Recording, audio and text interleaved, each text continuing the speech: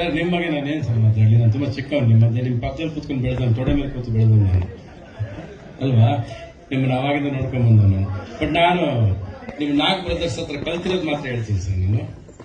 ನಾನು ನಿಮ್ಮ ನೋಡಿದಾಗಲೇ ಹೊಟ್ಟೆವ್ರಿ ಸರ್, ಚಿಕ್ಕ ವಯಸ್ಸಿಂದ ನನಗೆ ವೈಟ್ ಅಂಡ್ ವೈಟ್ ಹಾಕೊಂಡು ಸ್ಮಾರ್ಟ್ ಆಗಿ ಬರ್ತಾ ಇದ್ರೆ ನಾವ್ ಯಾವಾಗ ಆನಂದ್ ತರ ಬರೋದು, ಅಶೋಕ್ ಹೋಟ್ಲ ಪಬ್ಬಲ್ ಕೂತ್ಕೊಂಡು ಬೀರ್ ಹೊಡಿಯೋದನ್ನು ತುಂಬಾ ಯೋಚನೆ ಮಾಡಿದೆ ನಾನು.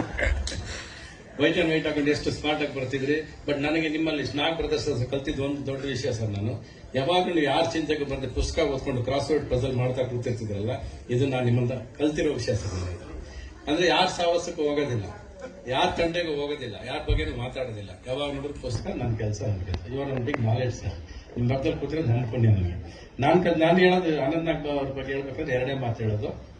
Your wonderful stature sir, beautiful poster sir, you have a good gesture sir, and your Kannada texture is ಅದ್ಭುತ sir. And we are proud sir. ನೀವು ತಗೊಂಬಂದ್ರೆ ಅವಾರ್ಡ್ ಅದು ನಿಮ್ದಲ್ಲ ಸರ್, ನಮ್ದು. ಈ ಸಮಾರಂಭಕ್ಕೆ ಬರಬೇಕಾದ್ರೆ ಇವ್ರು ಬಂದು ನೀವು ಬರಲೇಬೇಕು ಅಂತ ಕರೆದಾಗ ನೀವು ಬರೀ ದೊಡ್ಡ ವಿಷಯ ನಾವಿದ್ದು ಮಾಡೋ ಸಮಾರಂಭ ಇದು. ಕೆಲವು ಸಮಾರಂಭಗಳು ಸಮಾಧಾನ ಕೊಡುತ್ತೆ, ಸಂತೋಷ ನಿಜವಾಗ್ಲೂ ಕೊಡುತ್ತೆ. ಅಂದ್ರೆ ಅದು ಒನ್ ಆಫ್ ದಿ ಫಂಕ್ಷನ್ಸ್ ಇದೆ. ನಿಮ್ಮ ಪದ್ಮಭೂಷಣ ಅವಾರ್ಡ್ ನಮ್ಗೆ ಅಷ್ಟೇ ಸಂತೋಷ ಆಗಿದೆ sir. We are proud to be with you sir. Thank you